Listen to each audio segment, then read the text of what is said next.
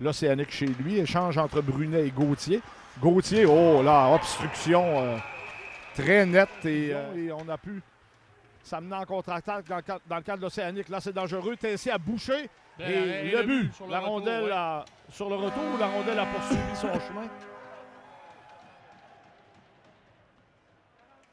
Alors, l'officiel est allé vérifier auprès du juge de but. Là. Je ne pense pas qu'on va aller à la reprise vidéo.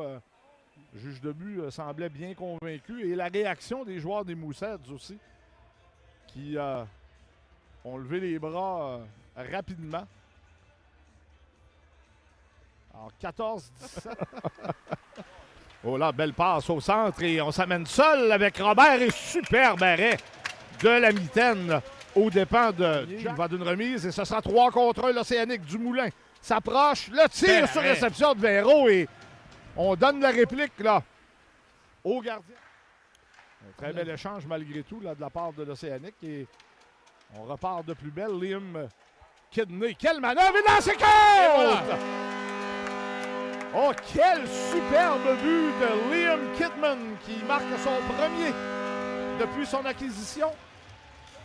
Et il crée l'égalité 1-1 avec 7:37 à faire en première période. Le 6e de la saison de Liam Kidney qui il va de toute une pièce, Michel, pour amener la rondelle jusqu'en territoire adverse, déjouer le défenseur des Mooseheads et par la suite, dans un bel effort individuel, venir placer la rondelle derrière le gardien de but, James, et permettre ainsi à l'Océanique de créer l'égalité dans le match. C'est 1-1. Power Friends, troisième match avec l'Océanique. Et le but. Et voilà, la réplique rapide des Mooseheads. J'étais en train d'entrer le filet Robert de Kidney. Qui a bougé trop rapidement. Michel croyait sans doute que le joueur des Mooseheads qui était en possession de la rondelle allait faire le tour du filet, mais ce dernier, avant le premier poteau, a remis au joueur devant et ce dernier sur réception vient de battre le gardien de but de l'Océanique sur un tir rapproché en angle. La rondelle qui va glisser sous la jambière droite du gardien de but de l'Océanique. Brunet qui cherchait à redonner à Kidney. On a fait dévier derrière lui et ça va donner un 2 contre 1 les Mooseheads. La passe du revers et le but. Quel bel échange. Le but marqué par Elliott Desnoyers, là.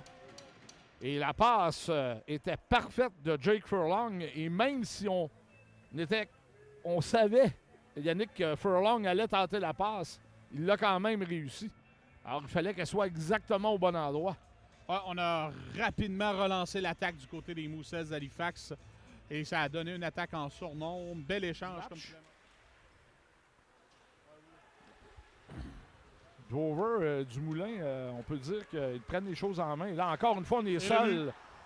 Il y a un autre 2 contre 1 donné. Et les Mooseheads ne ratent pas une chance. C'est 18-8 au niveau des lancers en faveur de l'Océanique. Mais c'est ça, ils ont 4 buts sur 8 lancés.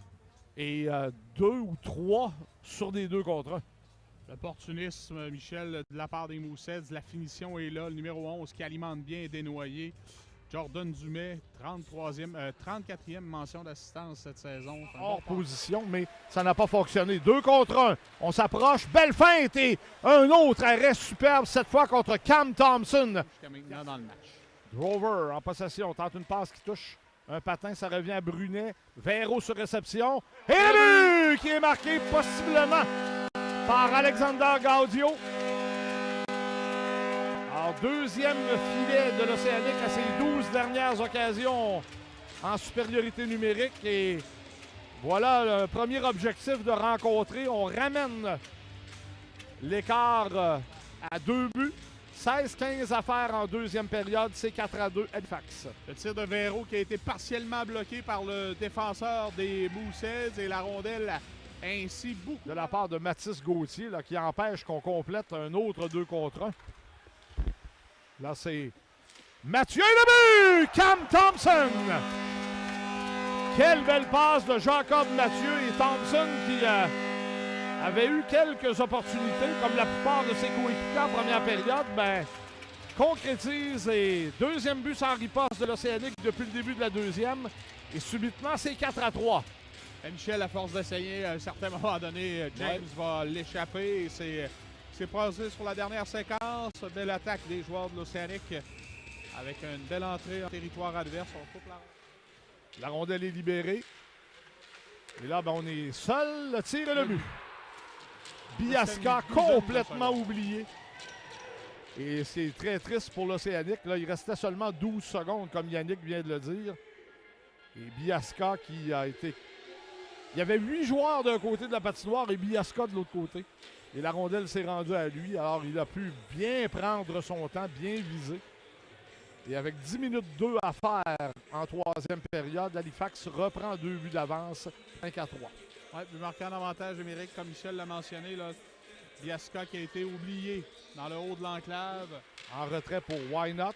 Why Not passe entre deux joueurs adverses, remet du revers à Desnoyers, capte du patin, tire ensuite. L'arrêt et le but facile marqué par Desnoyers. Là, Robert ne savait plus où donner de la tête. Là. Aucune chance pour le gardien. La rondelle qui est ressortie du mauvais côté. Est-ce que la pénalité était terminée, Yannick? Oui. Alors, ce n'est pas un but en avantage numérique, mais c'est tout comme Dover n'avait jamais eu le temps d'être remplacé par... La pénalité était terminée depuis 3 secondes. Voilà. Desnoyers, donc, qui va compléter son tour du chapeau, 19e de la saison. Il va d'une passe, là, généreusement. Brunet, ça lui revient en diagonale. Et le but facile, marqué par William Dumoulin. Le gardien de but, Brady James, était parti prendre une marche, Yannick. Et l'écart est à nouveau à 2. Oui, avec encore 3 minutes 58 à faire. L'Océanique qui marque pour une deuxième fois ce soir en avantage numérique. Dumoulin, son 7e cette saison sur une belle passe de Brunet. Dumoulin ne rate pas sa chance là, avec une cage à moins abandonnée par le gardien de but des Mooseheads. Il va placer la rondelle derrière lui et ramène l'Océanique à 2 buts d'écart avec tout près de 4 minutes à faire. Our friends in the Maritimes, Newfoundland and Ontario. Alors, on pensait qu'on en lancerait 60 à mi-chemin dans le match. Puis là, et le but!